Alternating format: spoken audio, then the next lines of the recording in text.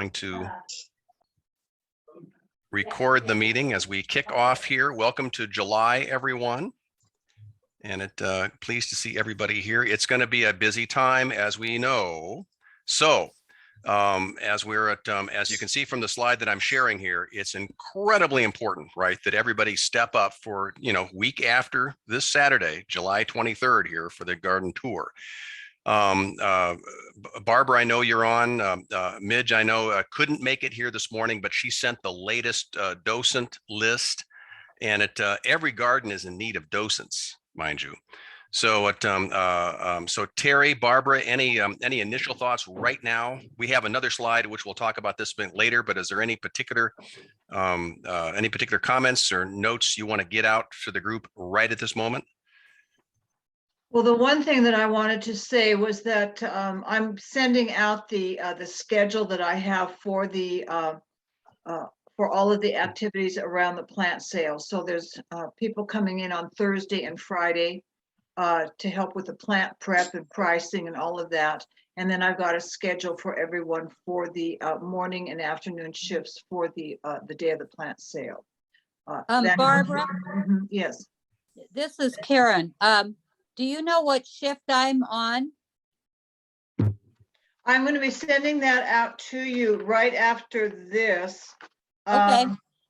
Because yeah, I thought I could volunteer in one of the gardens for the other shift because Elizabeth was telling me how short-handed everything was. So I can do that. So everybody be on the lookout then for Barbara. She'll send that. We can get that out to everyone here, Barbara. Okay. Absolutely. Yeah. And Karen, that's in the afternoon, 1 to 5. Oh, okay. If that still works. Okay. That all works for me, but I'll just do morning somewhere else. Terry, do you have any comments that you want to share right from the get-go here? Well, I heard a new phrase coined on NPR that I think applies to this year. It's called revenge travel. And many of our members are traveling or have visitors on this particular weekend, which is a huge contrast to last year. Last year we had over 60 volunteers for the garden tour. And this year we are really struggling. So if you are available, we just really need your help. I'm even recruiting a relative to help who will sign. We have a form you can sign.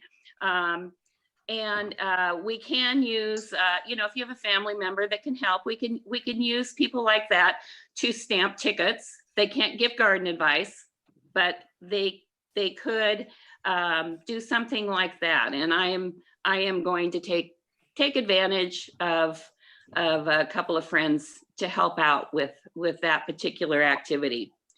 So we'll manage, but the other thing you can do if you can't be at the tour and help, talk it up to your friends and family so we sell lots of tickets. Yeah, that's going to make. What's the form that has to be filled? And can you do an all call again to the membership and maybe let people like me know what that form is? Because I don't know what it is. We'll have forms at each of the gardens. Okay. So but yeah, we could send it out in advance, I assume. Elizabeth is searching for it. I have it somewhere in the home and garden pile of stuff. Anyway, like I said, they can't give garden advice, but they can stamp tickets, or they can help with cookies and coffee at the hospitality table at the plant sale. Yeah, because I've got a couple non-members that I'm going to try to get to help also. So I need 1 or 2 of those forms. So Terry, this is Sushila. So if we had people out here that we had volunteers at the plant sale for Mother's Day out here, and if they wanted to volunteer, who do they need to contact? The same person for the, what's her name? Can't think of her name at the moment. They just call her to coordinate. Midge is the screen you're seeing here, Midge Honeycutt. Yeah. It would be Midge is trying to set up the schedule, which is like herding cats, but And so I so appreciate that she's willing to do this because it has moving parts. But they should contact her. And also, if I could be copied on that, since I'm probably the most familiar with all of the gardens and where people might fit the best. Okay. So again, we'll come back to this slide a little bit later on, as we simply wanted to get folks tuned in, obviously, to the 23rd, which is right up on us here. And so both Midge's and Barbara's contact information is published here. And so we'll take it from there. Okay. So welcome to July. Our schedule here today is the traditional format here, in which we'll talk through our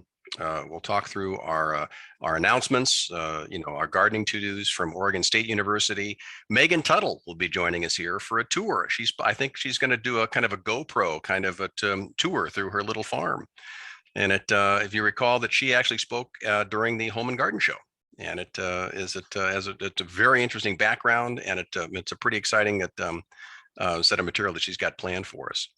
Hey, first off, some birthdays. And Rhonda, I know you're with us here this morning. Happy birthday, John. Are you feeling aged now that you've just had a birthday last Saturday? Yes, very old. Happy birthday to everyone who's here, and who's coming up on the birthdays here for July. It's a pretty busy month, as you can see, for birthdays. Okay, so also it's the tour, of course, on the 23rd. I would trust that everyone who's engaged and ready to go, as we've been talking about, is preparing to volunteer and or participate in some way. This is incredibly. The great thing about it, of course, it's just a one day. And and the shifts that we've got organized here are pretty straightforward. And in terms of just a half-day shift, so it's a pretty light duty in my mind in terms of the actual the volunteers. I'm not at all diminishing the tremendous amount of coordination and setup and tear down work that everyone is committed here to.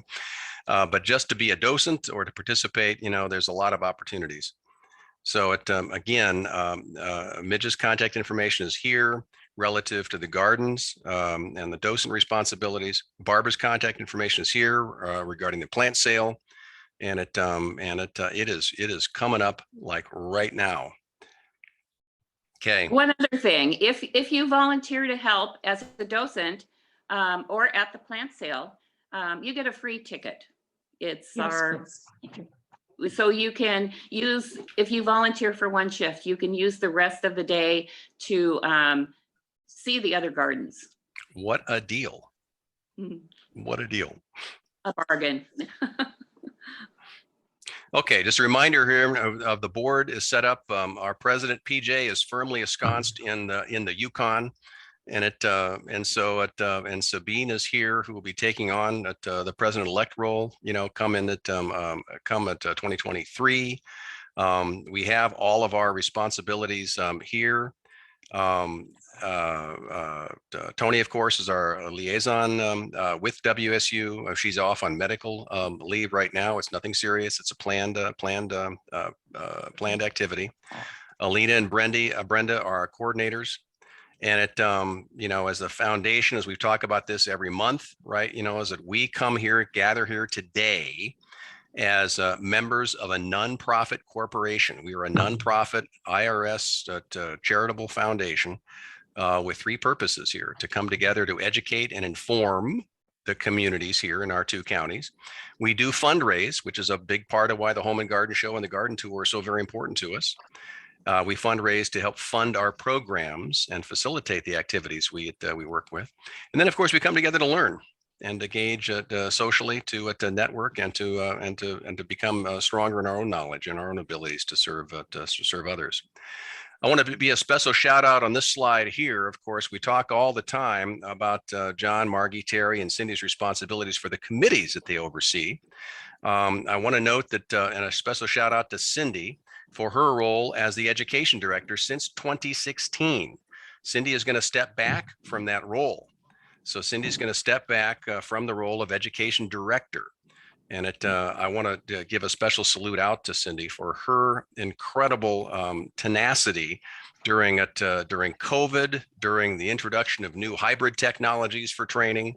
I mean, she's had to endure a lot in terms of pushing through the education programs in the last 6 years. So a quick shout out here is that there's an opportunity here for an education director, and so your name here, can go here for wanting to lead the education responsibilities as we look forward here. This would be a great opportunity to take on this responsibility as we've just completed the 2022 training, and so this would be a great time to get into the spirit of leading the education program, which, as we all know, is incredibly important to renourishing not only new members to the foundation and the Master Gardener program, but also indeed our own knowledge through the study groups and plant clinics. Okay. Kicking off July to-dos from Oregon State University. It's time already to be thinking about fall and winter plantings.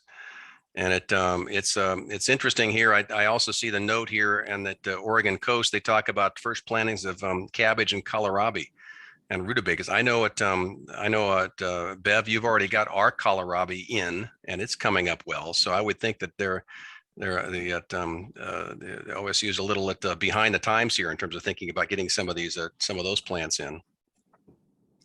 Definitely, it's time to digging up spring bulbs. After the flowers that are gone and the tops have died down, time to divide and replant. So it's interesting already, right here in the middle of peak growing season, for us to be thinking ahead towards the winter and thinking ahead then towards preparing how bulbs need to be moved out. Okay, also, maintenance in terms of watering, water the soil rather than the leaves, right? In terms of most of the vegetation we have, watering deeply and infrequently. It's interesting. I've just noticed with respect to some of the materials that some of the plant materials that I've dug up and reposted here, how quick it is for these to become, how quickly it is for these to become sunburned. And so they're very quick to get fried given our hot suns here. Okay. Hanging baskets obviously need careful attention to watering and feeding of those. Reminder, of course, that do not compost your clippings if you're using that weed and feed fertilizer and pesticides, and reminder not to compose diseased plants unless using hot compost. Pest monitoring, all kinds of stuff going on. Obviously, tomatoes, of course, the big focus at pruning for air circulation, affected leaves that are being treated with, are being affected. Blueberries for netting for the birds. We've seen our first cedar waxwings here in Pacific County, so they're coming up. They'll be here in Grays Harbor County probably the next week or so, looking after your blueberries and your strawberries. So just so heads up, you've been warned, right? They're on their way up. Rhododendrons, look for evidence of root weevil feeding, and cutworms and spider mites in terms of activities here. So lots of things to be keeping track of as the weather's warm, and the little guys are coming out to bother us here. Okay. July to-dos: potatoes, rhubarb, and asparagus mulching to conserve soil moisture, and staking of tall flowering plants. So lots of things happening. Any other July to-dos? Any other recommendations from anyone here that in terms of things we want to be thinking about in terms of managing for things? Any comments, anyone? Okay. So other announcements. I want to open it up here for other announcements. Any other opportunities we want to be bringing up and thinking here? I'd Barbara, like to ask something, Kelly. This is Karen. Yes, Karen, please. For the Advanced Education Conference, we need 5 raffle items, and I only have 2 in my possession. So I'm still looking for some raffle items. PJ provided me with one, and Robin provided me with a painting And so I'm looking for 3. Okay. And so again, you'd like it is there a particular, when we start thinking about raffle items, we can be fairly creative, right? Can't Karen, in terms of that, they can be. Absolutely. I've had paintings. Margie did some jewelry that I've taken in the past. Yeah, lots of things, baskets, whatever. And then Okay. they sell raffle tickets. This does not benefit us. This benefits the state. It's the raffle. It's the raffle that we have to provide for every year. I'd be willing to donate a few raffle items. That would be lovely. What would you like to donate? Well, what do you want? Baskets, paintings? Well, why don't we take, why don't you take that offline with Karen? Okay, here? That's yeah, just, I will. yeah. I will. Thanks. Thank you, thank you, thank you, Bev. so, And That is Karen, Bev, isn't it? It's a little picture. it's Bev. yeah, it's Bev. It's me, Bev. Okay, that's what I thought, but I'm on my phone and the Yeah. pictures are tiny.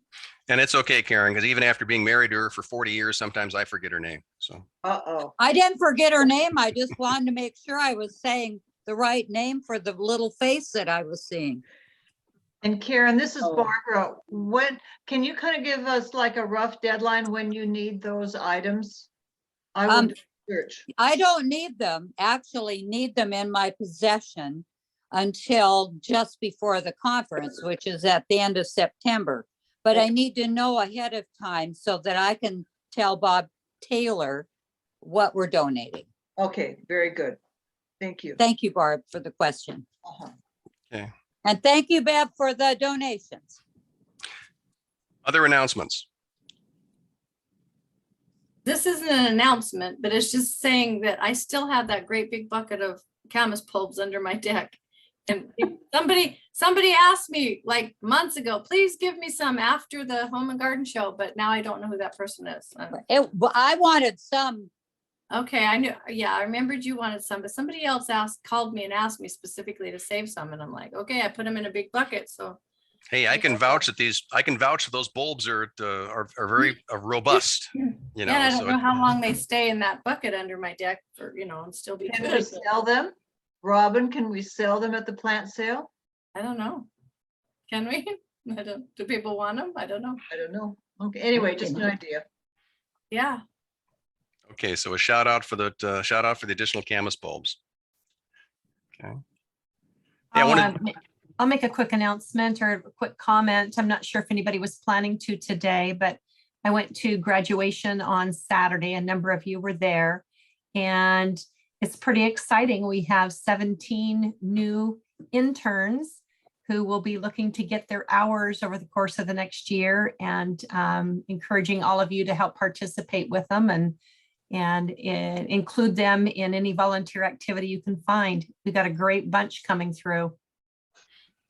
what a great transition, Rhonda, just to congratulate everyone, who participated in delivering the training as well as going through the training. It was we've heard a lot of good things about this 2022 cohort, and we'll be updating the overall mailing list with their formal contact information here shortly.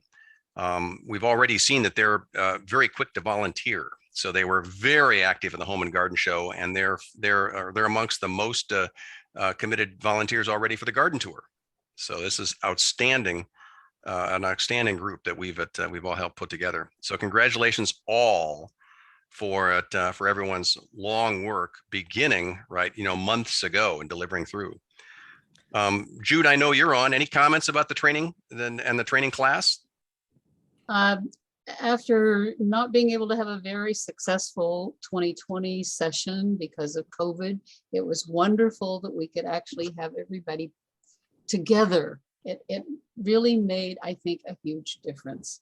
And I went to the potluck that they had for each other after the graduation, which was a lot of fun. They were kind enough to let me come, and Laurie was there too.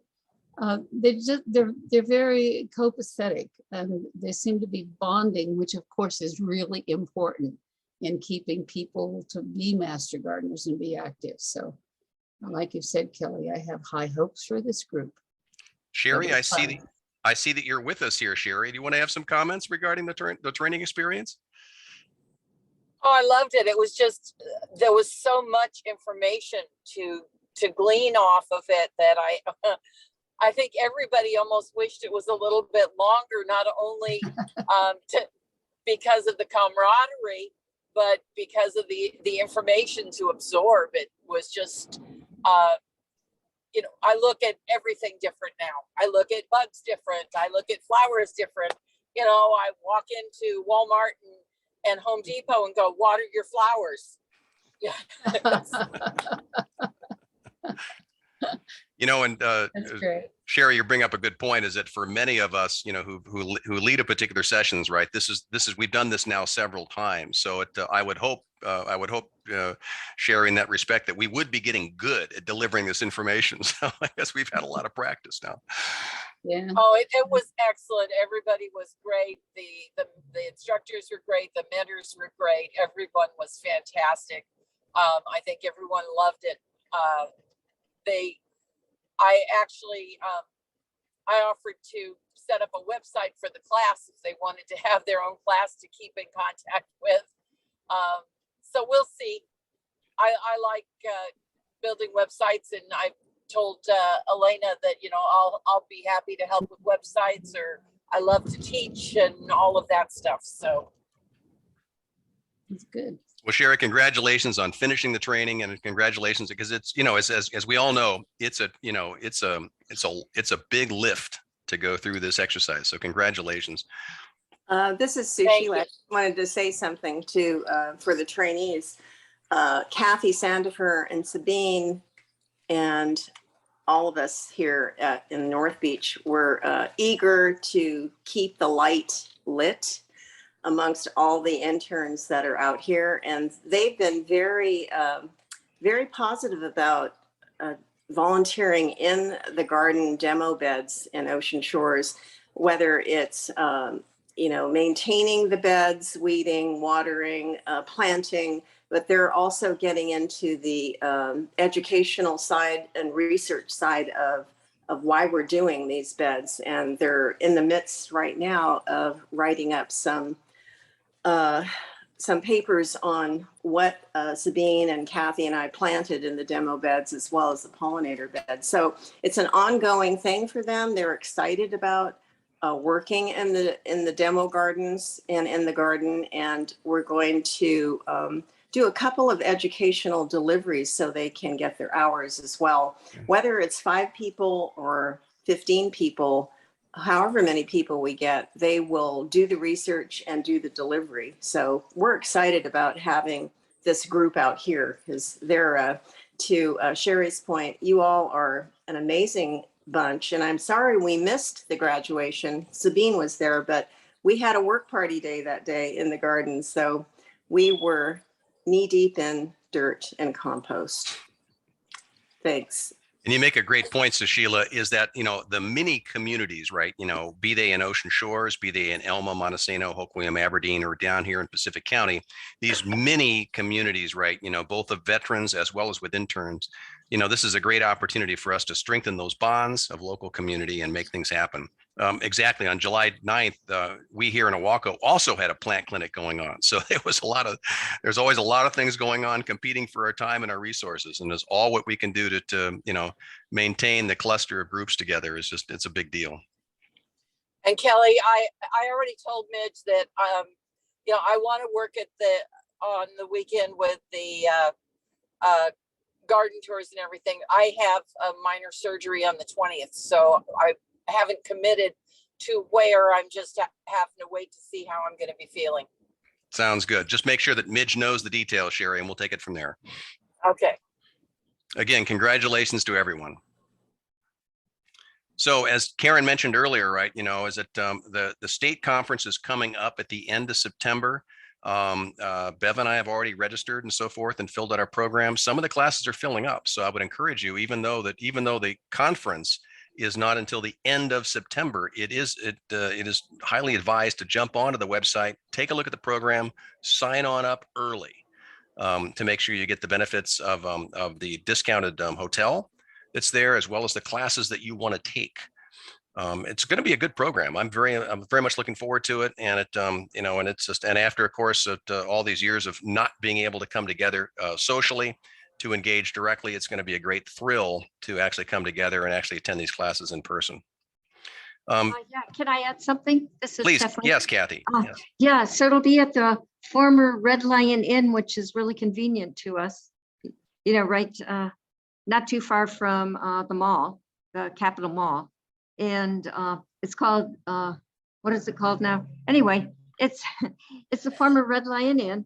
And Reese Reyes, who's a horticulturist and assistant director of Heronswood Garden in Kingston, will be the keynote speaker.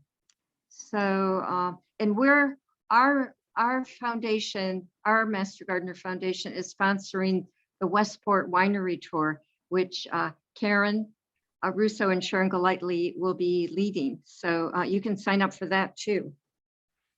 So lots going on, as Kathy, Sharon, and Karen have indeed helped organize. So by the way, salute to you three in terms of making sure that we are well represented at the state level, and it, knowing that it is awfully important that we keep a presence there.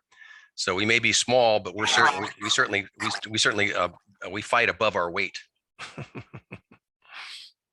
So looking ahead again, so check out the calendar and check out the program, you know, and sign up early. Reminder also, of course, to get these hours recorded, right? This is at Brenda, I know you're on, and I can't recall right off what Alina was saying in terms of we have a good percentage of members that have not yet recorded any hours, right, for the year, for 2022. And I think it's very important we jump onto that, right? Because it, boy, the longer we delay getting those hours in, the more you're going to forget about when you gave those volunteer hours and continuing education hours. Brenda, do you have any thoughts? Yeah, go ahead. Absolutely. I agree, Kelly. When I ran a report before I sent that in for the newsletter, and there's about a third of our members that have not logged any hours into Give Pulse yet this year, active members. And so please, you know, as Kelly said, please get on that, because half the year's already slipped away and there is no free pass this year on hours. So the requirements need to be done. And so if there's any questions, of course, and concerns or technical issues getting on to Give Pulse, you know, reach out to Brenda and or Alina, right? And they can help walk you through. But it's so important to get these hours in. And again, you know, our memories are going to fade, you know, if we don't get these hours in on time. And we know, based upon the volunteer efforts that everyone has contributed, that everyone's put in a ton of work, a ton of hours. So let's get those in the system. Any other comments, Brenda, on hours? Nope, that's it. Okay. So the key reminder is there's no free pass. There's no low bar, you know, this year as we get into it. Okay. Any other announcements? Any other announcements before we turn it over to Megan, who I know has joined us here? And the first thing, of course, I'm going to want Megan to do is explain how she took that picture right there. But that's kind of interesting. But any other announcements before we get into to Megan's discussion? Well, very good. Well, Megan, I'm going to go ahead and stop my share, right? And I want to welcome you, and I'll do a quick introduction here, you know, but because I definitely want to, note that, come on, let me stop my share here. Here we go. So, so Megan is with the Department of Fish and Wildlife, and you're based there in Montesano. And of course, as a habitat biologist, you know, is that you've also decided, let's go make your own little habitat with your own farm and your own little microgreens business. So it's pretty exciting, you know, that you've taken both the professional and your personal and your business interest and pulled them all together. So it's going to be very exciting, right? That you know, that we see all this thing coming together on this. Megan, I'll turn it over to you. And you know, go ahead and share away and share with us. Just a second. I just lost your guys' screen here.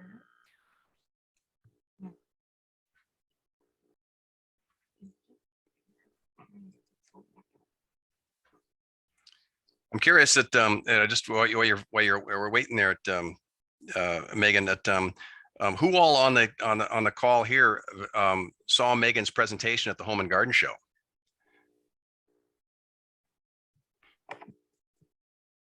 I did. I loved it. It was great. I'm actually looking at getting into the microgreens. There you go. So we have an adherent, Megan. Hey, let me back out of this really quick. I completely have lost my Zoom screen. Oh, there we go. It was. Hey, you're there. Yeah. Okay, I apologize, guys. I would think I've got this figured out after 4 years now, right? Or 3, whatever it's been. Multi-screen tasking here. So. I want to thank you again for taking time off from your day, right? Both your professional and your farm here to share with us. Happy to. And thank you for the awesome introduction. I really appreciate that. As Kelly said, I work for Washington State Department of Fish and Wildlife.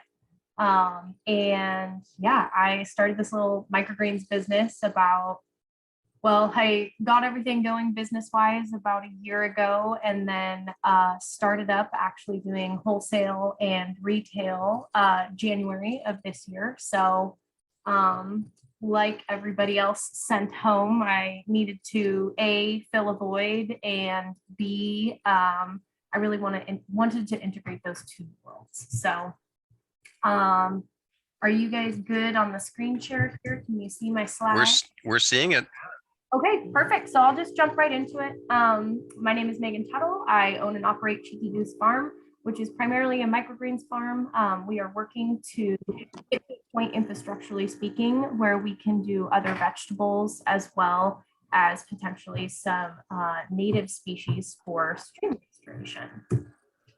So our mission here is to integrate farming as well as reintroduce people back to the local food scene. I am from Bellingham, Washington, originally out in the county. My family has been in the farming and rural community for a very, very long time. And I wanted to bring that community aspect that I felt in Bellingham and that connection to food into the harbor. And I feel that there's quite a bit of disconnect when we're thinking about where our food comes from, what type of resources are required to grow that food. And I wanted to bring that back around. And microgreens are these fun little caveat where I could integrate those two worlds. So that is our mission statement. Right now, what we're working on, I mentioned a little bit of this. So retail wise, we are in 3 different locations. Organics 101 here in Montesano. I also sell out at Oi Hut Market. They do a purchase about every other week and bring on some of my stuff, as well as just starting up with the Montesano Saturday Market. Because I work a full 40-hour, sometimes 50 to 60 hour a week job with Fish and Wildlife during the summertime and the winter. It's not as frequent as I would like, but we're just getting started and kind of figuring out what that timing looks like. So getting things going that way. Every Friday, I also deliver to about 20 residential customers that are in the Elma, Montesano, Cosmopolis, and Aberdeen area. So as I'm doing my retail deliveries, I usually do drops along the way and do porch drops for folks. If that's something you're interested in, my email's at the end, and please reach out. We do usually 1 specialty veg per week, as well as we grow some staple greens every week that we have available for purchase. And we'll get into that a little bit more in a minute here. Another really neat project we're working on here at the farm. I just got into the RCO and NRCS, which is Natural Resource Conservation Service program. So we are transitioning my farm here that my husband and I bought 3 years ago now. And we had kind of this mosaic of invasives, and it is just like a complete overhaul on this place right now. it's very much been a little by little thing for us because both of us work full-time jobs on top of the farm. And so it's just chipping away piece by piece. We also fully remodeled our house because we're completely insane. So here we are. But yeah, so working this year with NRCS and Grace Harbor Conservation District, we are going to do a huge stream planting. They are also going to come in and help me a little bit with the invasives that are around my stream. There's a really neat funding opportunity going around the harbor right now. And if you guys live near a creek, water, anything that is presenting any sort of erosive tendencies, we saw a lot of that this winter because of the big floods that we had. Get a hold of me. And that is in a professional setting. We can talk to Grace Harbor Conservation District. There's opportunities to do plantings and these structures called willow walls to help reduce erosion in really highly erosive areas. And that's what I'm doing on my farm. We're trying to bring this system that has native salmonids and other aquatic species and birds and everything back to some sort of functional habitat through there. Because right now, the gentleman that owned the property before it was even subdivided ran a dairy farm, and it was just a D10 cat ditching this stream where he wanted it, put it in the channel that he wanted to keep it from dispersing out across the property, which at that point probably made sense. We now know the impact. So also working through the farm and we are looking at potentially doing a native species program here. That is something that I don't have as much information on that I would like just yet. But again, I've got NRCS and the Conservation District coming out next week, and we're going to talk infrastructure for potentially growing and staging some of these native plants that are used on these bigger restoration projects. So might be contracting with those guys to have a native plant nursery as well. So why did I get this going? Again, like I said, I eat local, buy local, be local. It's really important to me to not only integrate into my community, but also facilitate something that is meaningful and try to help people get to a point where everybody in this room, I assume, has very similar viewpoints on growing your own food and supporting local and understanding how soil works and how those processes work. And that's been something that's been important to me for a really long time. I've always been an avid gardener.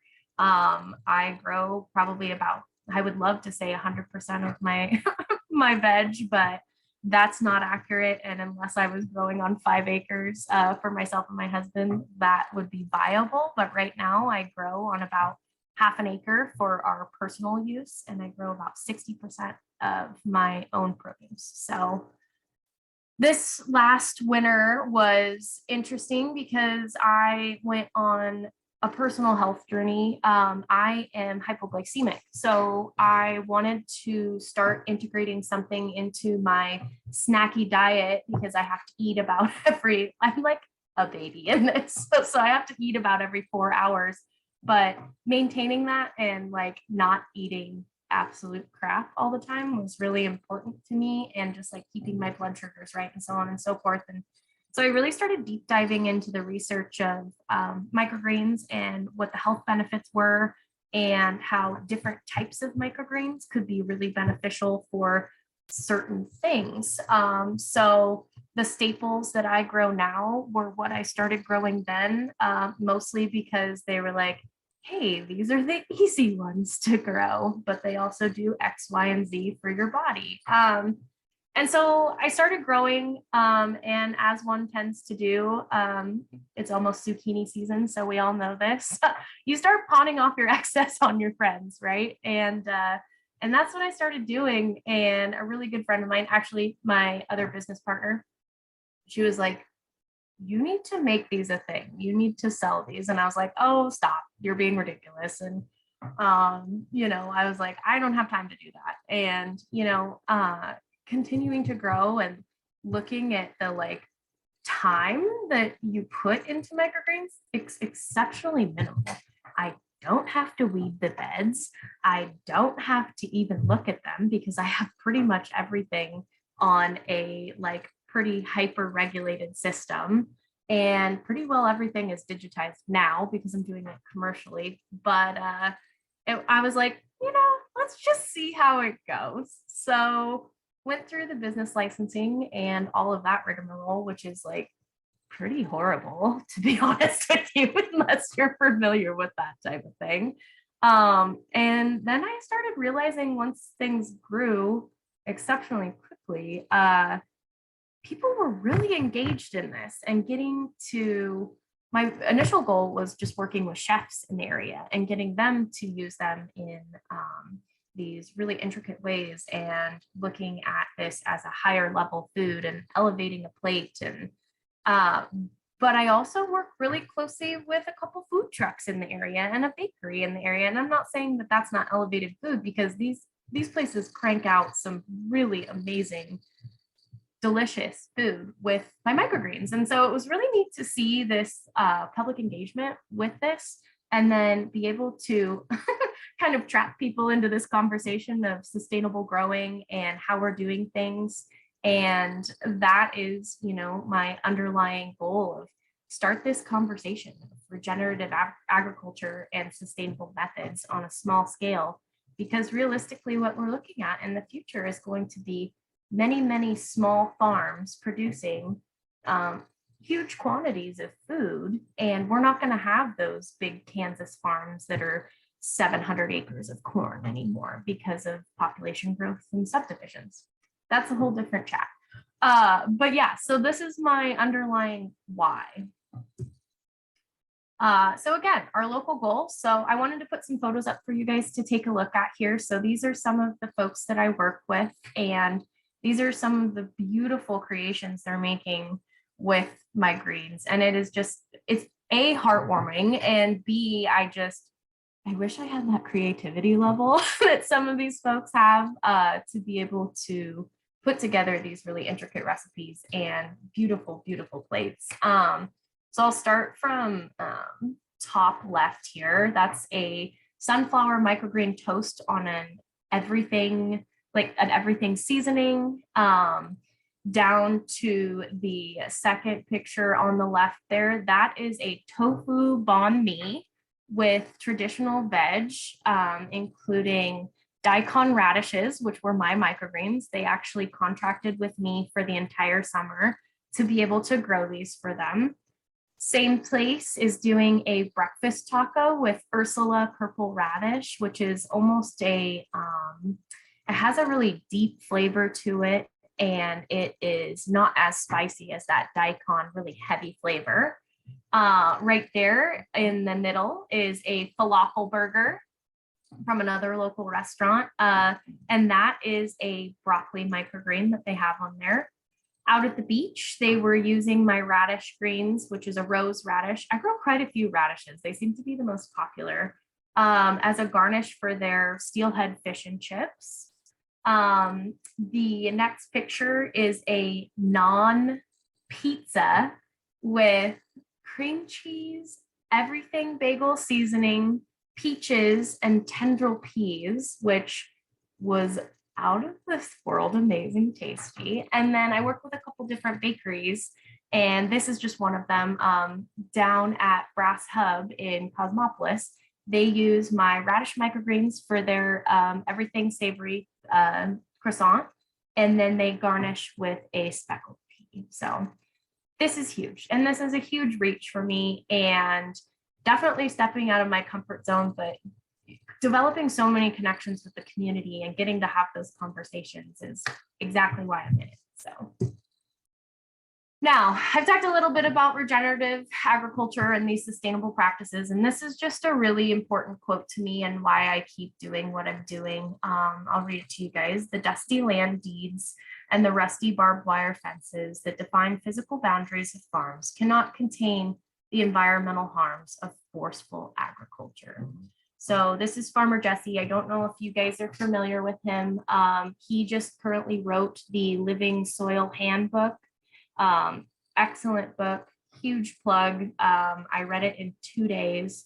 It is absolutely amazing. It gets a little sciencey and a little bit jarbled in in terminology, but he recognizes that and then brings it down to a consumable level. This is, you know, something that rings really true with me, not necessarily for the soil purposes, but mostly for the water and the types of irrigation that we're using and how much water consumption we're using throughout the Chehalis Basin, which is my work coverage area, as well as on a global scale. So just wanted to leave you guys with that quote. So what's happening now? We have irrigation and fossil fuels as the primary consumptive use for most agriculture in the area. And I just found this metric absolutely shocking. And granted, this is a very generalized, not Washingtonian amount here, because as we know, this year, all of us experienced quite a bit of rain. So it's going to differ from climate to climate. This metric was actually pulled from Eastern Washington, though, on a large agricultural scale. So the amount of water required to cover 1 acre to a depth of 1 foot, which is what is averaged for these large crops, is on average 851 gallons of water. And we all have to consider that that is looking at about, that's a 3 to 5 times a week usage for 1 acre. And so it's something that is a massive metric and something that rings very, very true to me in both my current professional position as well as my farming position. So what we are trying to do and what I am pushing folks to do and helping come up with creative solutions for the future is rainwater harvest and potential solar use for rainwater collection, as well as powering any sort of lights or anything to that effect. Solar is really, really important for me and as a goal for me to reach by 2025 for our farm, because I have a pretty high consumptive use of energy currently. I run 3 grow racks with 5 shelves and I have 2 lights per shelf. So on average, I can't give you the wattage off the top of my head because I just don't remember, but it's a pretty high consumptive use, especially in the winter. So I also run my farm completely on rainwater currently. So right now I am collecting off of a tin roof, and that tin roof is about, I think it's anywhere, the one side is about 700 square feet and the other side that I use is about 400 square feet. So I'm collecting an excess of water that I then drain off into a field, into my orchard, that then filters down and is reintroduced back into the stream system in a less, it's able to filter out anything that's coming off the roof essentially, and it waters my orchard at the same time. So I also have a very young apple orchard right now.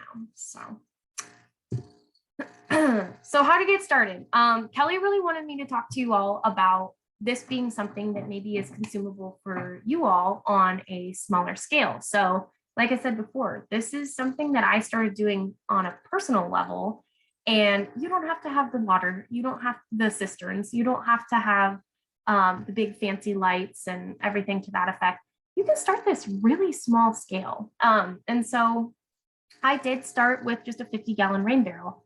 I was collecting off of one of my roofs. And again, that was what was important to me. So that's what I made work. And then I am going to show you guys a couple links at the end of this where you can get your seeds and containers. And the seeds that I use are from True Leaf Market. I've just noticed I get an exceptional germination. I would love to order from Johnny's. They're just very, very slow on delivery and growing at a commercial level. I need my seeds in about a week of an order. So it's tough for me to order from them right now, but they're a great company as well. The trays that I use are from Bootstrap Farmer. Again, we'll go ahead and take a look at those after I'm finished up with this. And then soil.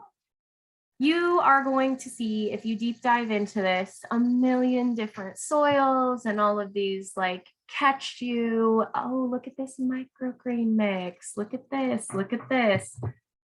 It's all bull honky, in my opinion. I mix my own media. So I use a 60-40 blend.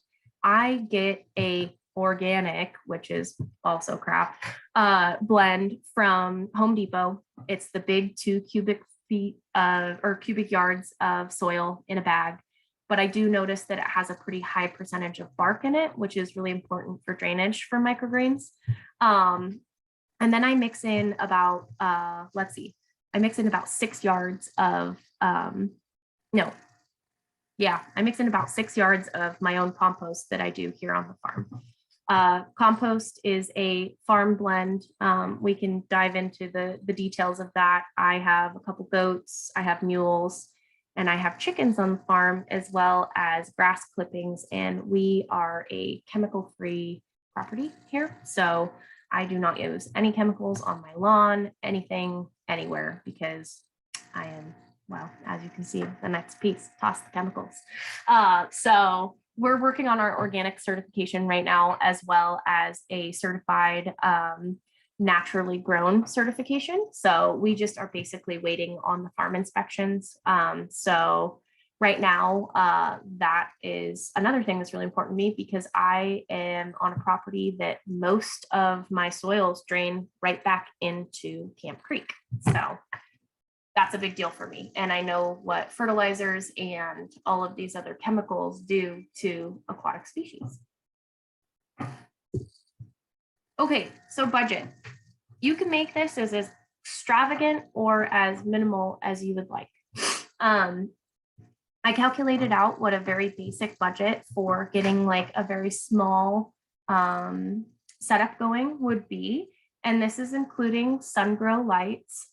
So you can have a single light on a tray, and you can grow anywhere from a pound to 4 pounds within this spread. So if you're using a 4-foot light, the lights themselves are about $30 a piece, but you gotta splurge on your lighting. That is one thing that I will preach, because you're gonna get really healthy plants with a light, unless you have a beautiful windowsill that you are able to put these plants into. You're gonna get a little bit of bolting, but you're still gonna get just the same amount of nutrition from these.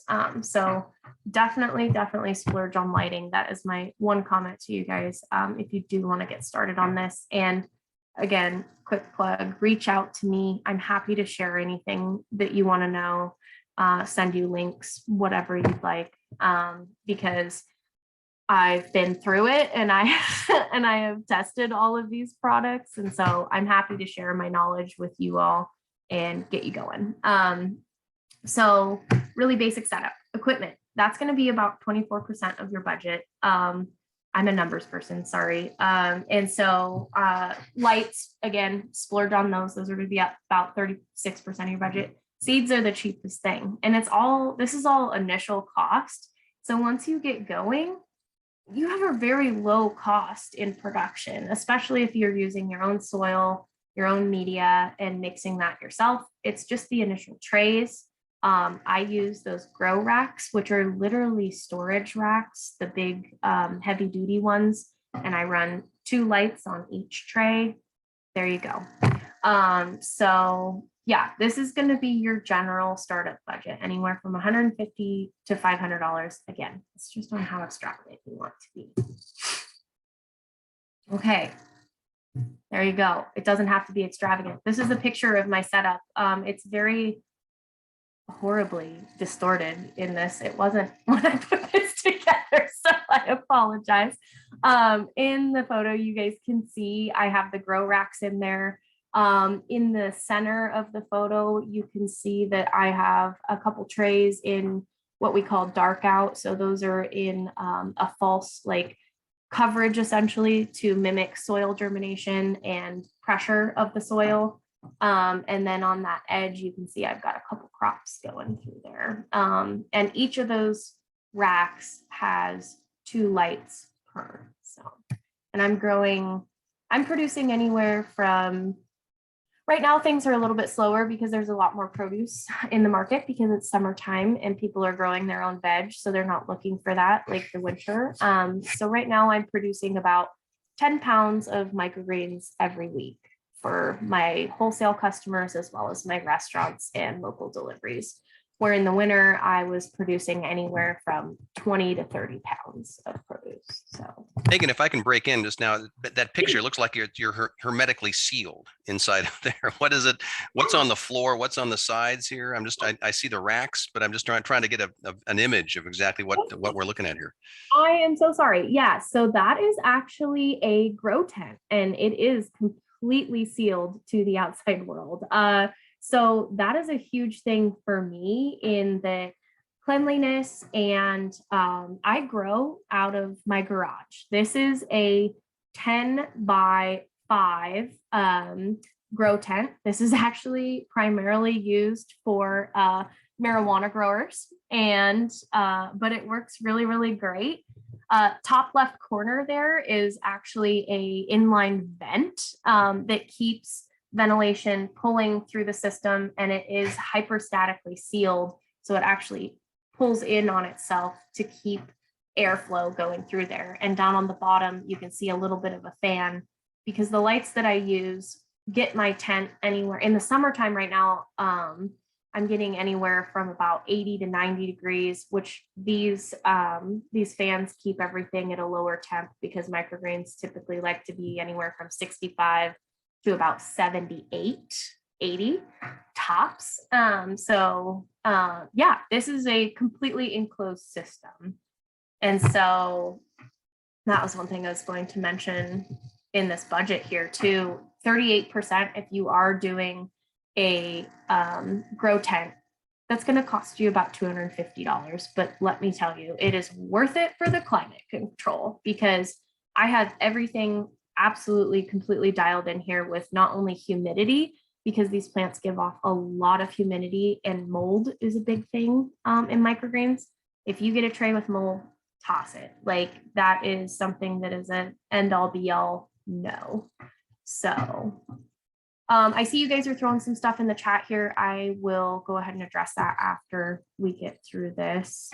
So yeah, your startup goals, this is how I started. And I actually looked through my initial notebook and I was, okay, how did I start and what did this look like? Because I don't want this to be some overwhelming, scary thing for you guys, because it's really not. And it's something that's great to pick up if you just want to do something on the side or just grow on a personal use. Lights, camera, action. So this is for those lights. You guys, I have to preach good lighting system in this. So either window growth, if you're going to stay super small, or splurge, get those sun blaster lights, get the 4-footers. It's the only way to fly. Pick your grow space. So pick your tent, pick your windowsill. If you have a greenhouse, also amazing. I am not at that stage of life yet where I have one. Hopefully next year we'll be growing out of some hoop houses. And just understand, microgreens can be super temperamental. They are like the lettuce in the hot weather of the baby vegetable community. They're very, very fragile sometimes. So depending on variety, you might walk into your grow tent or into your windowsill and everything is just droopy sad and looks very horrible. Give it a little water, they'll come back up. So don't be discouraged to start, I guess, is my big takeaway from this. Goal 2 was pick my favorite varieties, pick my staple varieties, and look at what I want in health benefit, because a lot of these websites will tell you what these specific greens provide to you: vitamin K, bone support, blood support. These microgreens, the really cool part about this is they are putting all of their energy into developing this plant at seed leaf stage before it is going and shooting out into adult phase, essentially. So all of your nutrients in these plants are hyper concentrated into this 1-week-old plant. Something to think about. And then goal 3 is a little bit like goal 1. Keep at it. Don't get discouraged, and reach out for help. I mean it. I'm seriously here to help you. And so are so many others in the microgreen community. If you start diving into the world of YouTube and trying to figure out what you want to do for your setup, I have received nothing but good advice and friendship through reaching out to folks on Facebook, Instagram, YouTube. And I'm a researcher, so I'm like, I need to know how to do this before I deep dive into it. So people are great, and they just want you to be able to grow as well. So definitely don't get discouraged. You're going to make mistakes, as we all did when we first started even field growing or, garden growing. You learn. And even in the, year and a half that I've been doing this, almost 2 years, I'm still learning every day. So do not get discouraged and feel free to reach out for help. So that gets into the next piece. Let's grow together. And if you guys are interested in any of my stuff, I've given you a couple of spaces where you can go pick those up and just give them a try before you start growing. Sherry has actually already reached out, and I had my farm on absolute lockdown because of the avian flu. I have that big goose that Kelly showed all of you, and she means the world to me. So I was not having anybody do farm pickups. It was all deliveries and everything else, but I'm happy to do farm walkthroughs if that's something that you guys want to do, or even take a look at my setup and my system. So please reach out. Here's my contact information for everybody. And yeah, I just really appreciate you guys bringing me out to chat. Kelly, if you want, I can pop onto those links really quick so you guys can see. I put a couple carts together just to show you like general cost, and then the market, I can show you which trays I use. Oh, keep going. Yeah, this is good. This is great stuff here. It's for sure. Hey, there's one quick question here from from Patricia, right? Talking about collecting rainwater off of asphalt shingled roofs. Yes, you can do that. I do not. But there are systems where you have what's called a fallout.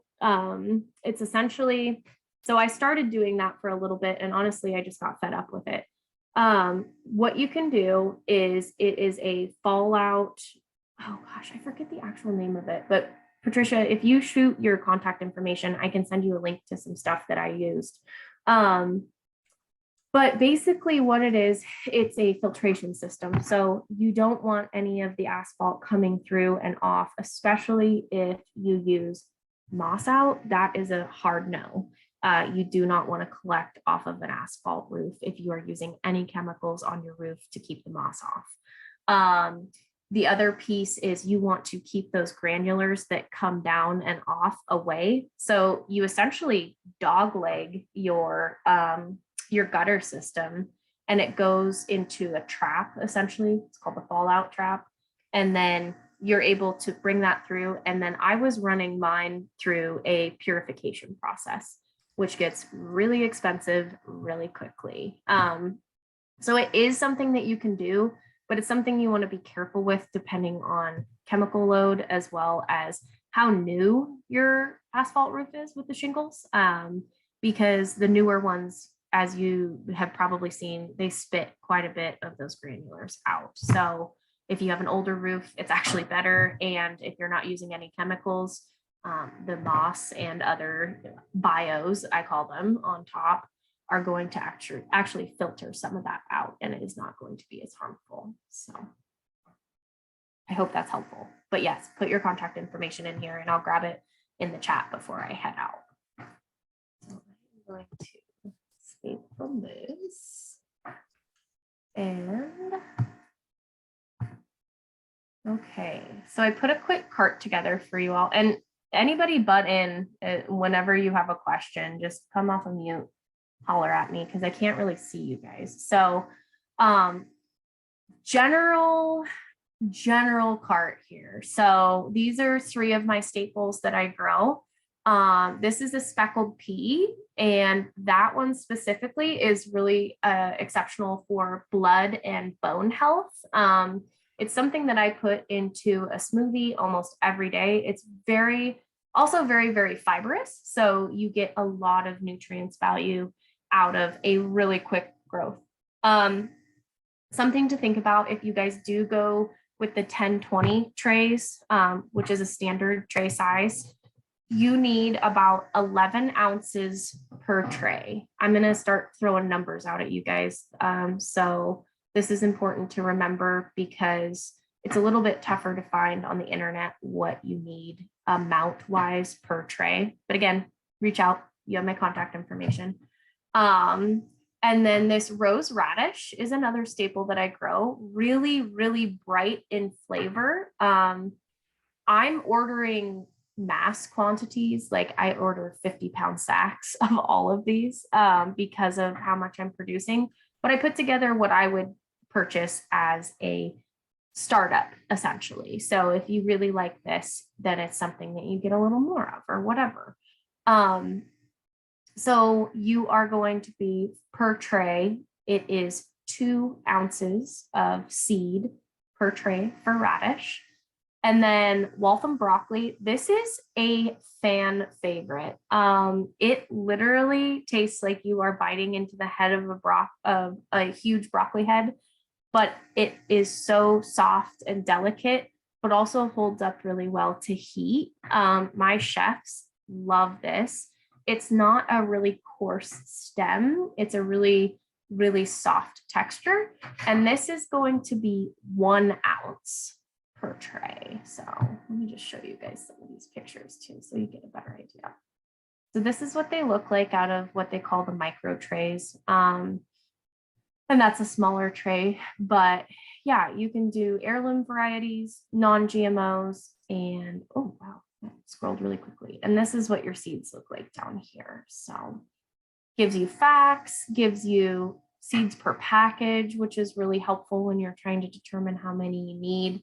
But that's just a general, this is a really, really good starter too, because it's pretty foolproof. This is a good point too. When they talk about 8 to 12 days, right? I mean, so is that your experience in terms of the timing, in terms of when you plant to harvest? Yes, sometimes. So I would definitely say that I like broccoli at a younger phase. This broccoli specifically is probably at a 10-day harvest for this picture, but I like it a little bit younger and shorter because it has more of a flavor punch to it. So I harvest my broccoli at 6 days. So if you're counting germination days, which you have to put these into what we call the dark out phase, which was that stacked tray, pressure down on it, you are going to have a 8-day veg because broccoli is a 2-day dark out. So you'll start to see it pushing up. Oh, another thing I forgot to tell you guys, I'm sorry. I use paver bricks on top of a water tray to push down on those trays and create that pressure because you don't cover these with soil. So maybe I can make a little video for you guys on just a quick how-to and shoot it over to you, Kelly, because I have a planting this week and maybe I can just edit something together really quickly that you can share. Well, that'd be very cool. Very cool. Okay. So I'll go ahead and do that. But yeah, so it's a really quick process. This is a really quick turnaround, which if you have no patience in life, which I am learning to grow, these are really satisfying to grow because you have them in a week to 2 weeks and you have a really delicious crop. Now, the challenge, of course, is that, just for home use, right? You wouldn't want to have an entire tray of broccoli all done at the same time, right? So yeah. So that's the trays that I want to show you guys actually here. Oh, come on. Open. So these are really cool for just home growers. So these ridiculously colored little trays are 5x5s. So you can get just black, you can get green, you can get whatever your color preference is. I'm boring, I get black, and I don't want to pay more for it, to be honest with you. But these little trays are great, and they're great for personal use because you can grow 5-6 different varieties and you can stack them on top of each other. Once you see one popping, you can take that out, put it in the water tray, which I'm going to show you next. And you can go from there. But like you can see here, they've got wheatgrass in these. And so your soil is going to go about 3/4 of the way up, and then you lay your seeds on top, and then you put pressure downward. And what you would use is just another one of these trays on top of that. So you're not going to be able to get a full paver in here, but you can get creative, sandbags, something, little tiny brick. It doesn't need much weight. And then let's just go to their other trays here. They've got a great selection in here too. So if you just pop down to microgreen trays, which is kind of a sham, because these are just standardized trays. I really like the extra strength trays. You can put 2 pavers at about 2 pounds each, and you can hold these things out in front of you and they will not flex. These trays are, if you're looking for other starter trays too, I only use Bootstrap Farmer trays for my personal garden as well for my starts. I would suggest going with the deeper trays just because you don't have to water as much. Again, I am all here for condensing workload because I work another job. But if you have all the time in the world and you want to check those little babies every day, get these guys, which are the shallows, and you would get them with no holes.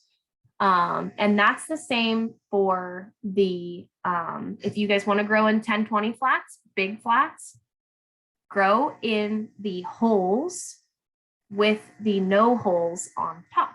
So you want to press that soil down, sprinkle your trays on, or your seeds on top. You can see he's got a really good view of that.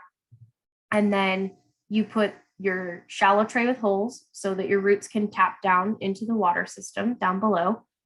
And you can just drop it down into the shallow tray here. I still grow with the deep trays just because it is water one time and be done, unless I have a really hot day and then I'm watering twice. So but yeah, I hope that's helpful. But these are really, really great. One other thing, if you guys are wanting to grow sunflowers, mums all the way. I have struggled with sunflowers since I started growing until last month.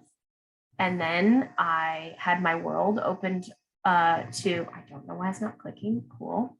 I had my world open to this seed company, and this is actually an Italian black oil sunflower seed, and it sheds its hull really quickly in microgreen form, and the germination is exceptional. I was using True Leaf Markets and I was getting exceptionally frustrated. It was taking me almost an hour to harvest a tray, which again, time is a big deal for me. So I don't have time to do that, but I found these and they are amazing. So it is a Canadian company. So again, be patient in ordering. It does take a while. I have to order my sunflowers once I notice that I'm getting low about a month ahead of time. It is very, very slow. But I also really like their crunchy bean mix.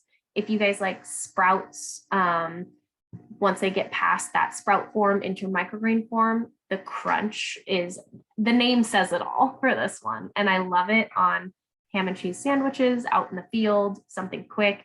It's also really delicious in just like home salads for the summertime. So these are my personal favorites right here. The Brilliant Blend is a lettuce blend with a couple different brassicas. So it has kohlrabi and pak choy, or I'm sorry, not pak choy. Oh my God, Brussels sprouts and broccoli in it.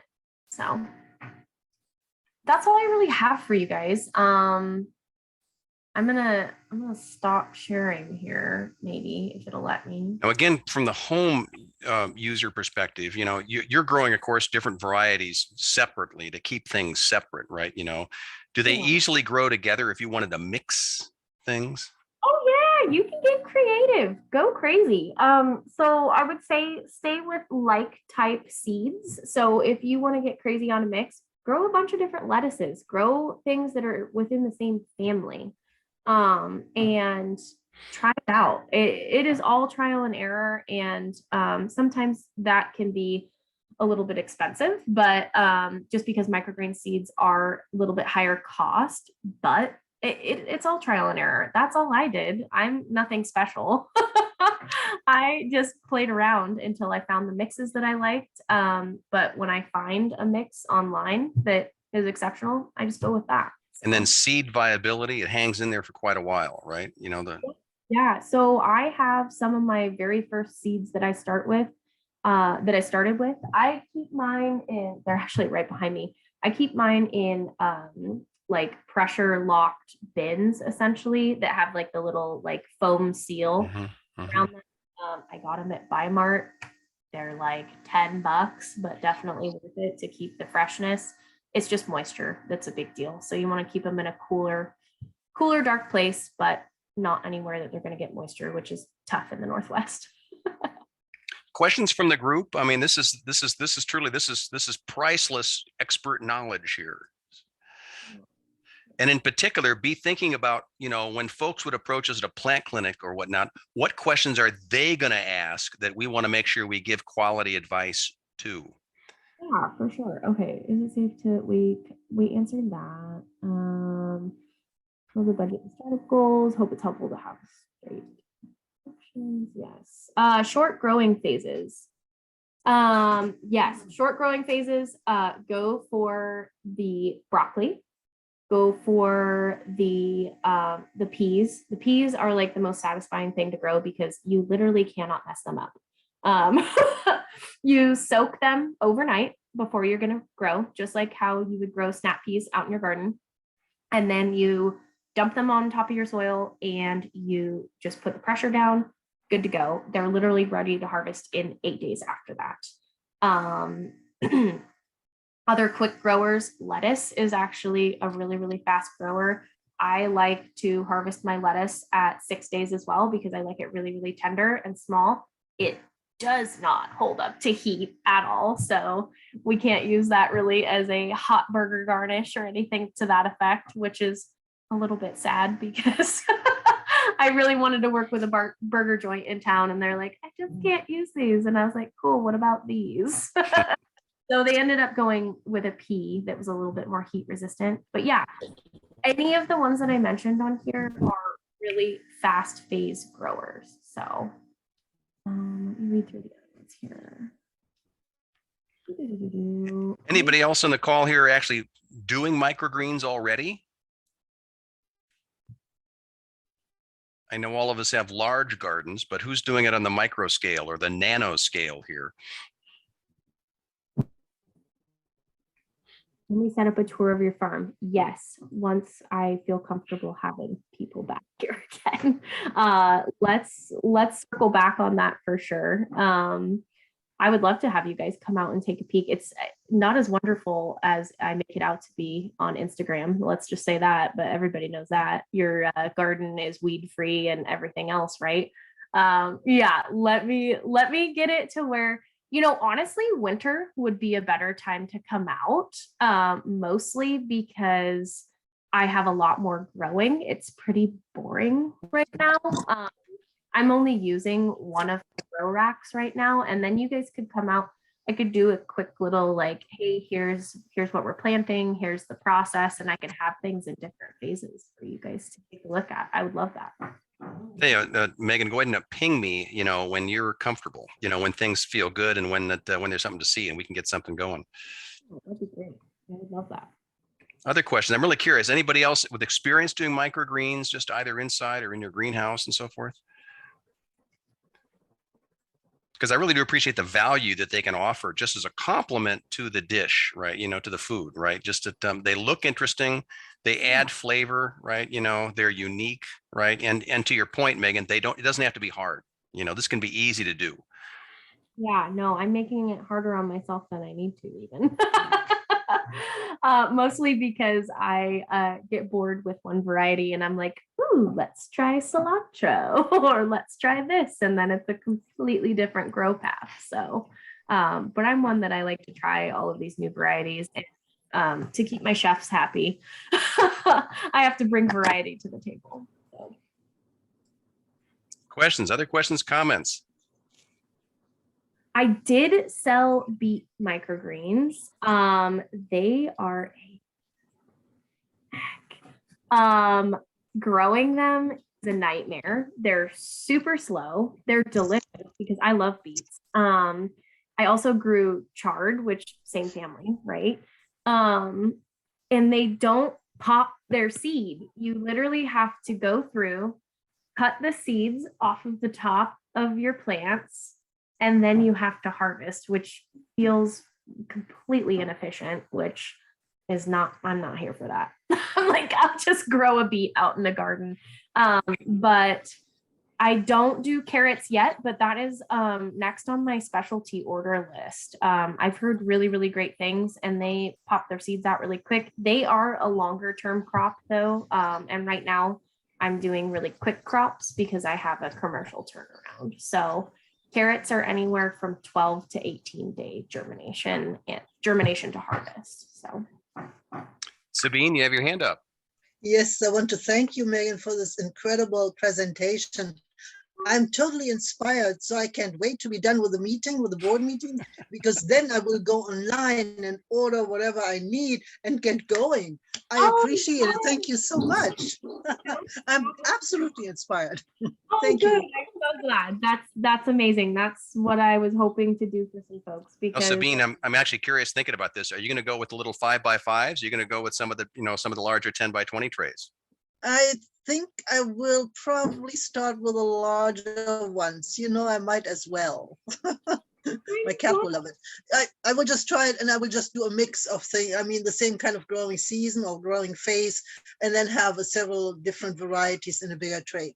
Okay. I'll just go for it. I will just give it a shot. Might be something for the demo bed next year, right? So who knows? that's amazing. Well, thank you for having me. I appreciate it. Megan, any other questions? Go ahead. I'm sorry. I have a question. As far as the greens you sell, Megan, do you have a website where you list which ones you're growing at certain seasons, or when you're selling them or whatever? Yeah, that's a great question. So Kelly asked me the same question. My website is under construction right now because I am finally at a space where I'm getting ready to grow, I'm getting ready to sell online and start updating that. It's becoming a bit overwhelming to send out my local text messages. I have about 30 customers, 25 to 30 customers that fluctuate through on a weekly basis. But right now, how I run things is shoot me an email, I get your contact information, and then on a weekly basis, I send out what varieties I have available and what my delivery schedule looks like. And then I usually just do porch drops, or I was doing farm pickups, but like I said, I haven't had anybody on the farm just because it's been so quarantiney for the birds right now. And that's a really contagious thing that's going around. So, but yeah, if you're interested in getting that weekly text message or email, I'd be happy to shoot that over to you. And of course, this is encouragement to get that website up. I know. It's such a nightmare because A, I'm doing it myself. B, I am not a tech person. I grow plants and I hug fish. So that is not my thing. But yes, my husband is helping me work on it. Thank you, Kelly, for the additional pressure. Any other questions? Any other questions for Megan? And by the way, just think about this. This is kind of her second career. Remember, her first career is making sure that we're saving the fish, right? So kudos to you. Okay, Megan, thank you so very much, right, for joining us here today. It's for sure, it's a thrill. Thank you all for having me. I really appreciate it. Everybody have a great rest of your week, and hopefully I'll be talking to you all again soon. Bravo. Thanks, Megan. Thank you. Have a great one. Very good. Okay, so at this point, I want to thank everybody for joining us here this morning. I'm going